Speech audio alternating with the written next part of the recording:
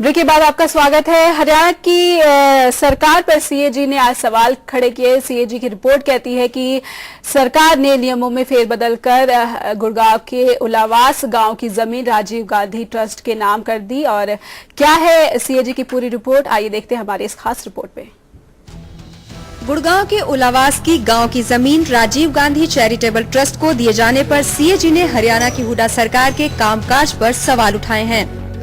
CAG के हरियाणा के principal accountant general ओंकार नाथ ने चंडीगढ़ में एक प्रेस वार्ता कर कहा है कि ट्रस्ट को जमीन दिलाने के लिए सरकार ने नियमों में फेरबदल की, न कि मौजूदा नियमों के अनुसार जमीन ट्रस्ट को सौंपी गई।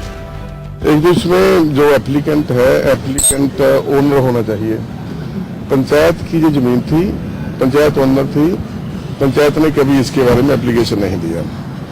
तो इन्होंने जब राजीव गांधी ट्रस्ट ने एप्लीकेशन दिया उस समय वो उनको लीज में दी गई थी लैंड, और इन्होंने फिर बाद में अपने रूल बदल करके ट्रस्ट को भी ओनर बना दिया और इन्होंने उसको एलिजिबल बनाने के लिए सरकार ने अपने रूल बदल दिए।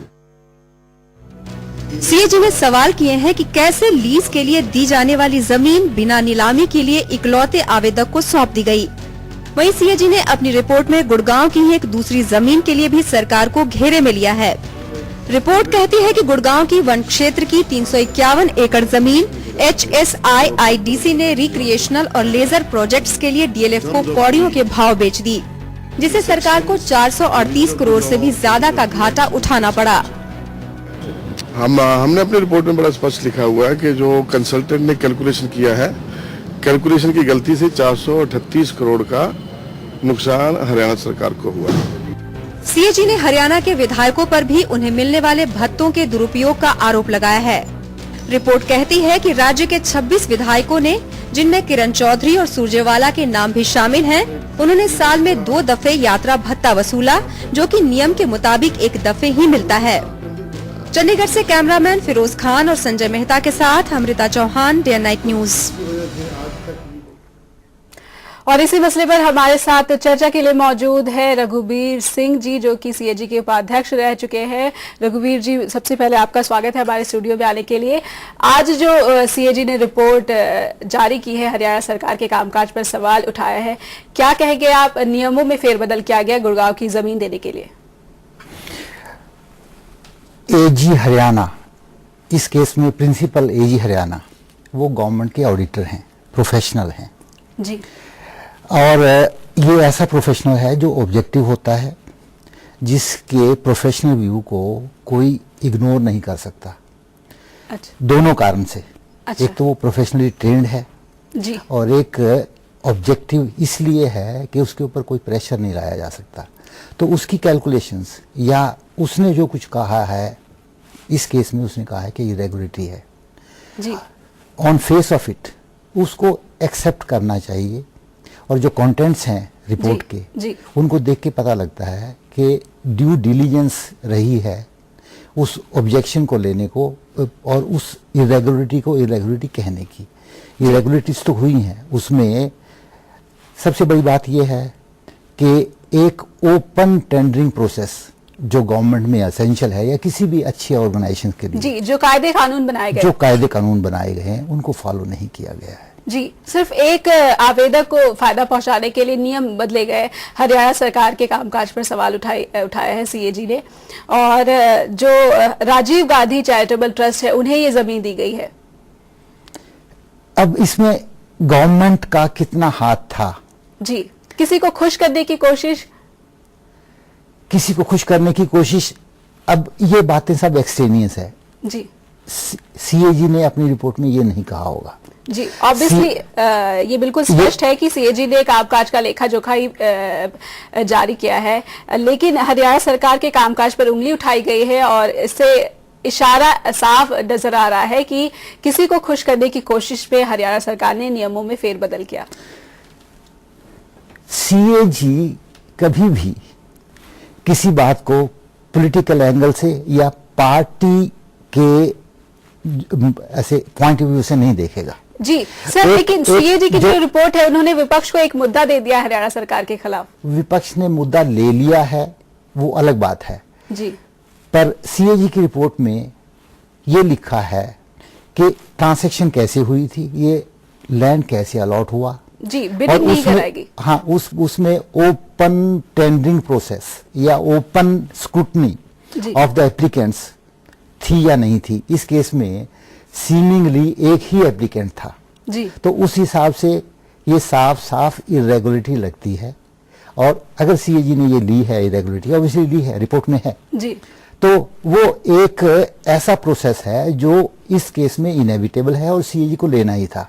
इसमें पार्टी पॉलिटिक्स आती है, वो गवर्नमेंट की और विपक्ष की आपस की बात है सर। लेकिन सीएजी के रिपोर्ट को कई बार बीच में सेंटर में रखकर हरियाणा सरकार और विपक्ष आमने सामने होते रहे हैं। विपक्ष को एक और मुद्दा दे दिया है, विधायकों पर भी सीएजी की रिपोर्ट के जरिए सवाल उठाए गए हैं कि इन्होंने यात्रा भत्ता का दुरुपयोग किया, साल में 2 बार उन्होंने भुगतान लिया यात्रा भत्ता का। उसका कोई डिफेंस नहीं लगता है। वो जो उन्होंने किया है जी, वो पैसा रिकवरेबल है। नॉर्मली अगर कोई गवर्नमेंट सर्वेंट ऐसा करता है जी, तो in this case legislators are government servants जी, तो उनसे रिकवर करेगी सरकार और रिकवर करेगी। और अगर वो गवर्नमेंट के नौकर होते, secretary, deputy secretary, deputy commissioner ऐसे होते तो उनके अगेंस्ट डिसिप्लिनरी एक्शन भी होता नॉर्मली जी, क्योंकि ये जनप्रतिनिधि है तो इनकी इस तरह से हम एक्शन नहीं ले सकते, या हमसे रिकवरी के लिए क्या किया जा सकता है? अब देखिए, एक्शन लेना सीएजी का काम नहीं है। सीएजी ने एक प्रोफेशनली कहा है कि ये पेशेंट बीमार है जी, इस केस में फाइनेंशियली बीमार है जी, तो अब इसको क्या जो है ना गवर्नमेंट ने दवाई दे के ठीक करना है जी, रिकवरी तो उनकी होनी जी है। बड़े बड़े नाम आए हैं इनमें विधायकों के, सुरजेवाला जी भी है, किरण चौधरी भी है जो मंत्री भी है हरियाणा सरकार में, उन्होंने 2-2 बार भुगतान लिया है। इसमें एक चीज मार्क करने वाली है जी, कि ये रिपोर्ट ऐसी नहीं है कि जो स्पीकर को पता ना हो। पहले स्पीकर को उस रिपोर्ट के कंटेंट बताए जाते हैं जी, एक ड्राफ्ट रिपोर्ट जो पहले बताई जाती है जी, उसको रिपोर्ट को छापने से पहले जी, गवर्नमेंट को भी बताया जाता है जी, और स्टेट लेजिस्लेचर को भी। इस केस में स्पीकर को बताया गया होगा जी, कि ये इरेगुलरिटीज है, इन लोगों ने अपना टीए बिल गलत प्रेफर किया है जी, 2-2 बार लिया है। हाँ, 2-2 बार लिया है जी, उसके बाद उनका जवाब आना चाहिए। इस केस में आया है या नहीं आया है मेरे को पता नहीं है जी, उम्मीद करेंगे कि जवाब आए। जो विधायकों जिनके ऊपर कटघरे में सीएजी ने जिन्हें खड़ा किया है उनकी तरफ से उम्मीद करेंगे। एक और सर, सीएजी की रिपोर्ट ने कहा है कि मनरेगा की स्कीम में भी सरकार ने जो अपनी हिस्सेदारी देनी होती है वो नहीं दी है सरकार ने। जो इनके फ्लैगशिप प्रोग्राम्स हैं गवर्नमेंट के, इस गवर्नमेंट के या किसी भी स्टेट गवर्नमेंट के और सेंट्रल गवर्नमेंट के, उसमें क्वालिटी ऑफ एक्सपेंडिचर वो एक इशू है जी। जो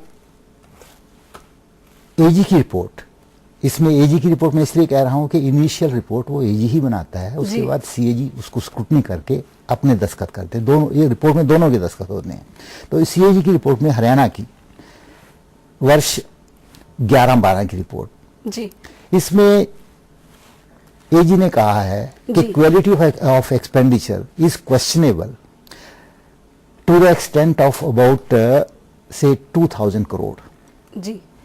उसका मतलब यह है कि कहीं मिस अप्रोप्रिएशन हुई है, एक्सपेंडिचर पूरा नहीं हुआ जी, बिल्कुल। परचेजेज ऐसी हुई हैं जो बिलो स्टैंडर्ड हैं या काम पूरा नहीं हुआ है। हमारे रघुवीर जी, हमारे पास समय की कमी है, मैं आपसे एक आखिरी सवाल जानना चाहूंगी। 2.6 लाख फर्जी मजदूरों को मनरेगा के तहत इन्होंने भुगतान किया है, ये भी सीएजी की रिपोर्ट में है। फर्जी मजदूरों को भुगतान किया गया। देखिए, वो तो फ्रॉड हुआ जी, और उसके अगेंस्ट एक्शन होगा। जो कंसर्न ऑफिशियल्स हैं जी, उनके अगेंस्ट नॉर्मली गवर्नमेंट एक्शन लेती है जी। तो क्या उम्मीद की जा सकती है कि हुड्डा सरकार इस तरह का कोई ऐलान कर सकती है? ऐसे केस में गवर्नमेंट ऐसे ऑफिशियल्स को शील्ड नहीं करती जी, जिन्होंने ऐसा काम किया है। और जब एजी की रिपोर्ट आती है जी, तो for example quality of expenditure, मैं कह रहा हूं कि 2000 करोड़ का एक्सपेंडिचर ऐसा है जो क्वेश्चनेबल है, उसमें इनएफिशिएंसीज हैं। उसमें तो कोई कह सकता है कि ये परचेज ऐसे नहीं ऐसे हो सकती है, बट जहां रिपोर्ट जो है ना एक्सपेंडिचर हुआ है और काम नहीं हुआ है, जहां पर फ्रॉड हुआ है, वहां पर ऑफिशियल्स को स्टेट गवर्नमेंट भी नहीं बचाती। जी, उनको सस्पेंड किया जाएगा मोस्ट लाइकली, या कम से कम उनसे रिकवरी की जाएगी। जी बहुत बहुत शुक्रिया रघुवीर जी आपका इन तमाम मुद्दों पर जानकारी देने के लिए। तो ये थे हमारे साथ रघुवीर सिंह जी जो कि सीएजी के उपाध्यक्ष रह चुके हैं। आज हरियाणा सरकार को सीएजी की रिपोर्ट के जरिए कटघरे में खड़ा किया गया है। कई तरह के आरोप लगे हैं। राजीव गांधी चैरिटेबल ट्रस्ट को गुड़गांव की उलावास की जमीन नियमों में फेरबदल करके दी गई, ये सवाल उठाए जा रहे हैं। उम्मीद की जा रही है कि अब हरियाणा सरकार इस रिपोर्ट पर किस तरह से सफाई देती